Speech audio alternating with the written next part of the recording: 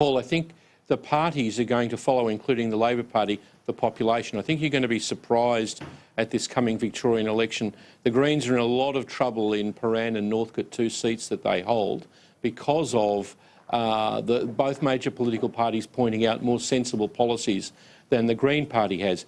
And unfortunately, it's true in Victoria that only in the seat of Richmond, where the Liberal Party is not contesting, will it seem that a new Green might beat the State Planning Minister, Richard Wynne. So I agree with you as a concept, particularly for this federal election. There should be some seats where unashamedly the 2 major political parties say that, no, we're not going to give the preferences to the Greens. And this is going to become a more important issue for the Labor Party in the days of the future, when Tanya Plibersek and Anthony Albanese, the great titans of the Labor Party, don't contest those seats.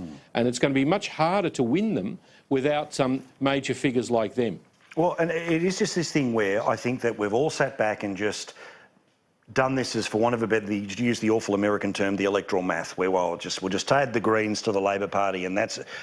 You have to be accountable for your decisions. You have to be accountable for the one that you want to dance with, especially when they're the ones that are going to, in the case of Bill Shorten, make such noise about One Nation, who in some parts of the country outpoll, in some parts of the country are under, and in some parts of the country are dead even with the Greens. And I certainly think, compare those two, there's no question which is the more dangerous force in Australian But Bronwyn politics. and Jane, isn't it true that that a lot of One Nation people are alienated Liberals who don't think the Liberal Party's standing up for the kind of issues that they're interested? I know a lot of Green voters are not ratbags.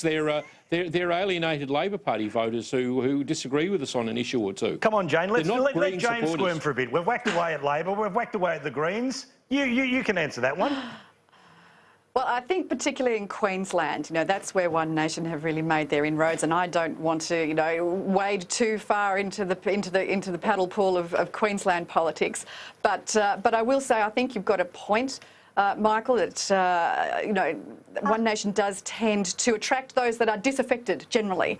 Doesn't really matter from what party. Whereas the Greens are a completely different kettle of fish. No problem. Jane, that's just not true. I mean, the One Nation Party attracts people from both sides of politics, which is why that's what I suggested. Which is why it's more difficult. You were saying disaffected Liberals, but that's why it's more difficult. No, disaffected generally, disaffected from Labor Party, disaffected from the Liberal Party, people that don't feel like they're being heard. Are. They're people who are disaffected Labor, socialist people. No, I just think they're affected. No, they're disaffected because they say you're not going hard enough.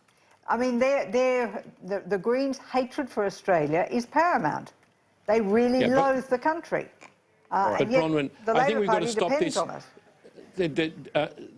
Stop criticising Green voters by saying they just hate Australia. Let's point out their policies, and let's see if the young people who are voting for them support the introduction of the Greens' death tax, where they won't be able to inherit their parents' homes in Surrey Hills or Canterbury or Hawthorn or Toorak that they're expecting, when they get to a more responsible age. You point this out to young people and they'll start coming back to the mainstream.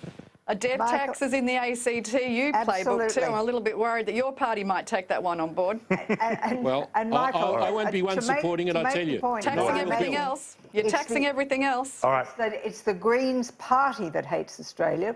It's like we always want to see, or the Liberal Party always wants to see trade unionists vote for the Liberal Party because they have good policies.